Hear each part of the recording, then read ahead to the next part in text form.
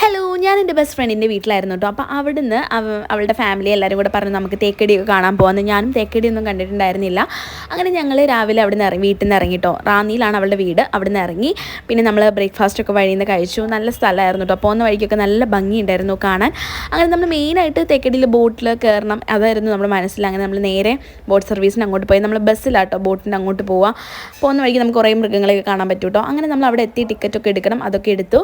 അത് കഴിഞ്ഞിട്ട് നമ്മൾ ബോട്ടിന് വേണ്ടി വെയിറ്റ് ചെയ്യാണ്. ബോട്ടെന്നായിരിക്കും ഇതിൻ്റെ പേരല്ലോ അല്ലേ. അങ്ങനെ നമ്മൾ അതിന് വെയിറ്റ് ചെയ്യുമായിരുന്നു. അങ്ങനെ നമ്മൾ ടിക്കറ്റൊക്കെ എടുത്ത് സീറ്റ് നമ്പറൊക്കെ ഉണ്ട്. നമ്മൾ കറക്റ്റ് സീറ്റിലൊക്കെ പോയിരുന്നു. നല്ല ഭംഗിയായിരുന്നു കേട്ടോ കാണാൻ. എനിക്ക് ഭയങ്കര ഇഷ്ടപ്പെട്ടു.